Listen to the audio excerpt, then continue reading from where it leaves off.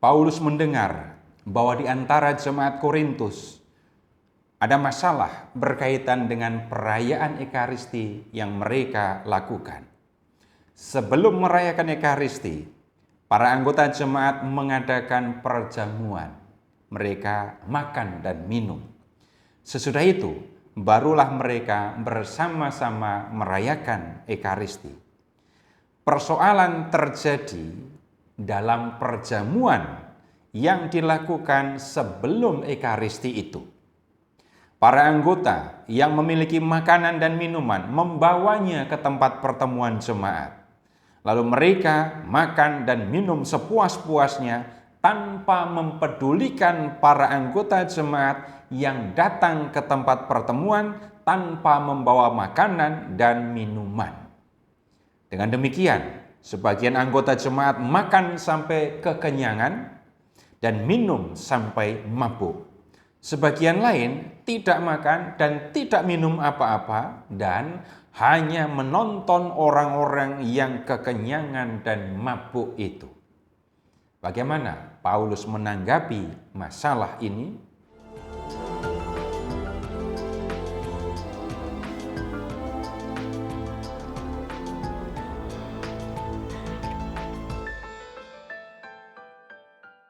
Kasih karunia dan damai sejahtera dari Allah Bapa kita dan dari Tuhan Yesus Kristus beserta kita.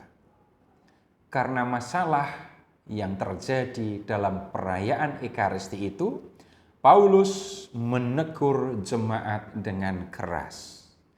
Apakah kamu tidak mempunyai rumah sendiri untuk makan dan minum? Atau apakah kamu hendak menghina jemaat Allah dan mempermalukan orang-orang yang tidak mempunyai apa-apa? Selain itu, Paulus menunjukkan bahwa tindakan itu menunjukkan bahwa jemaat sedang mengalami perpecahan. Jemaat terbelah hanya karena kepemilikan makanan dan minuman. Perpecahan ini justru terjadi di tempat mereka berkumpul untuk merayakan Ekaristi. Paulus tidak dapat membenarkan apa yang terjadi di jemaat Korintus ini. Nah, setelah menyampaikan teguran kepada jemaat berkaitan dengan kesalahan dalam perayaan Ekaristi, Paulus menjelaskan apa yang sesungguhnya dilakukan dalam perayaan ini. Paulus telah mengajarkan kepada jemaat Korintus seluk-beluk perayaan Ekaristi dan mereka pun telah mempraktekannya. Ia hanya meneruskan apa yang telah diterimanya dari Tuhan Yesus. Ia menulis begini, sebab apa yang telah kuteruskan kepadamu telah aku terima dari Tuhan. Paulus memang tidak ikut dalam perjamuan yang diselenggarakan oleh Tuhan Yesus itu, tetapi tentu saja ia mendengarnya dari para rasul. Pada malam ketika ia ditangkap dan diserahkan kepada orang-orang yang mengadilinya, Yesus mengadakan perjamuan Paskah bersama murid-muridnya. Dalam perjamuan Paskah, orang Yahudi menyantap hidangan khusus yang terdiri dari daging anak domba yang dibakar, roti yang tidak beragi, dan sayuran pahit serta meminum anggur. Nah, setelah menyantap hidangan Paskah, Yesus melakukan dua hal. Pertama, ia mengambil roti, mengucap syukur atas roti itu, lalu memecah-mecahkannya. Yesus melakukan semua ini sambil berkata, "Inilah tubuhku yang diserahkan bagi kamu. Perbuatlah ini menjadi peringatan akan aku." Yang kedua, Yesus mengambil cawan yang berisi anggur, lalu berkata kepada para murid, "Cawan ini adalah perjanjian baru yang dimeteraikan oleh darahku. Perbuatlah ini setiap kali kamu meminumnya menjadi peringatan akan aku." Nah, saudara-saudara, Bagaimana roti yang diambil oleh Yesus itu menjadi tubuhnya dan anggur itu menjadi darahnya. Gereja Katolik menjelaskan hal ini dengan istilah transubstansiasi atau perubahan substansi atau perubahan hakikat. Substansi roti dan anggur menjadi substansi tubuh dan darah Kristus. Kenyataan ini sulit dipahami oleh orang modern karena orang memikirkan substansi sebagai bahan. Dalam ajaran gereja mengenai Ekaristi, kata substansi menunjuk pada hakikat atau esensi. Sedangkan bentuk, warna, bahan itu bukan substansi, melainkan aksidens. Dalam transubstansiasi yang berubah itu adalah hakikat, bukan aksidens. Aksidensnya tetap roti yang berbentuk bulat, warnanya putih, terbuat dari gandum. Tetapi substansinya berubah menjadi tubuh Kristus. Paulus pun menulis begini, barang siapa dengan cara yang tidak layak makan roti dan minum cawan Tuhan, ia berdosa terhadap tubuh dan darah Tuhan. Setiap orang yang makan roti itu dan minum anggur itu dengan cara yang tidak layak, ia berdosa bukan terhadap roti dan anggur, tetapi berdosa terhadap tubuh dan darah Tuhan. Karena itu, setiap orang yang hendak menyantap roti itu dan meminum anggur itu harus mengakui tubuh dan darah Tuhan.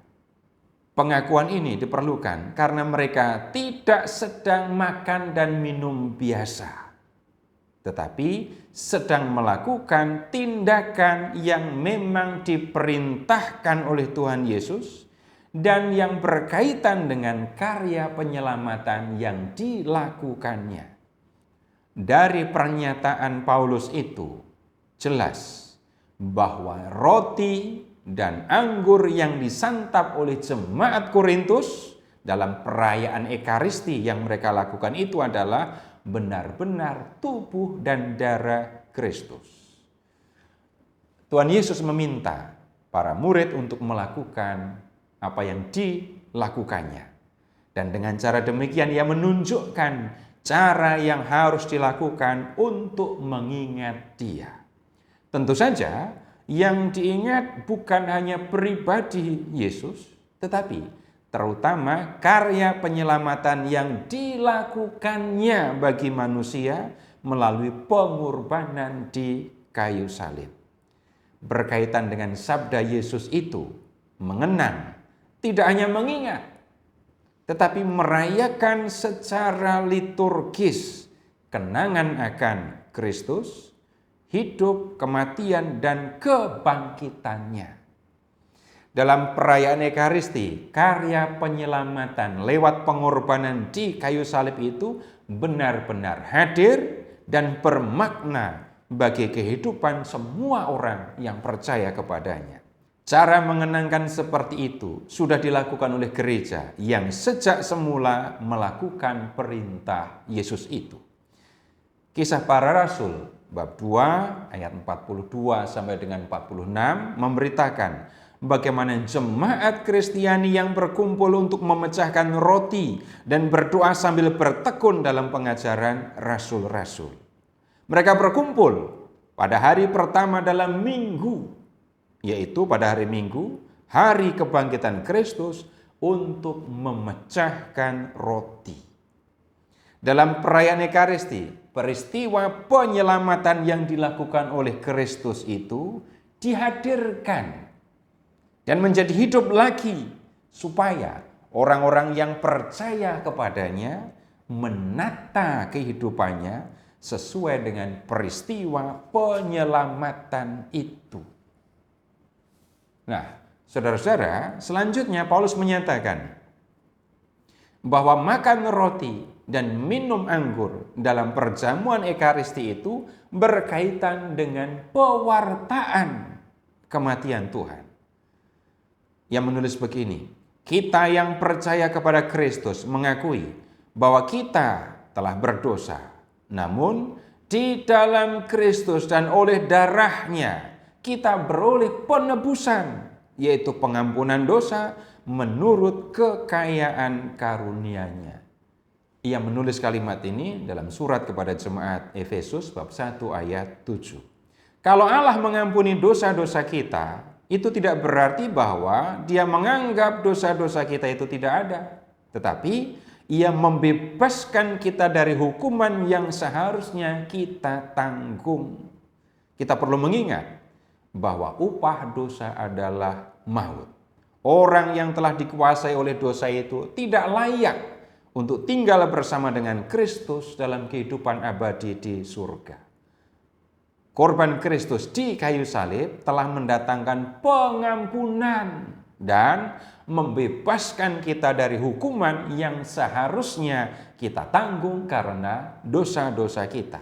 Karena itu, Allah memandang kita layak untuk tinggal bersama Dia dalam kehidupan kekal.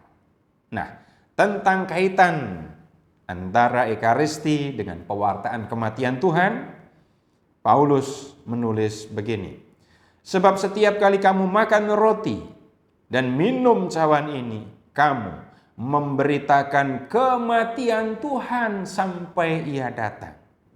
Tuhan Yesus mengidentifikasi roti yang dipecah-pecah itu dengan tubuhnya sendiri yang akan, dalam tanda kutip, dipecah-pecah di kayu salib, dan anggur yang ada dalam cawan itu dengan darahnya yang akan tercurah selama Ia menjalani penderitaan sampai pada kematiannya. Dengan kata lain, Tuhan Yesus menyatakan bahwa kematiannya akan menjadi pemberian dirinya bagi mereka. Dengan merayakan Ekaristi, orang yang percaya kepada Kristus menghadirkan kembali peristiwa penyelamatan yang dilakukan oleh Kristus di kayu salib dan memberitakannya. Sementara mengenangkan karya penyelamatan ini, orang-orang yang percaya kepada Kristus juga menantikan Kristus yang akan datang untuk membawa mereka masuk dalam kehidupan abadi bersama dengan Dia di surga, yang menjadi tujuan karya penyelamatan yang dilakukannya. Terpujilah Allah Bapa yang telah mengasihi kita, yang telah mengaruniakan anaknya yang tunggal untuk menyelamatkan kita, dan yang telah mengutus Roh-Nya yang kudus untuk menuntun kita di jalan keselamatan.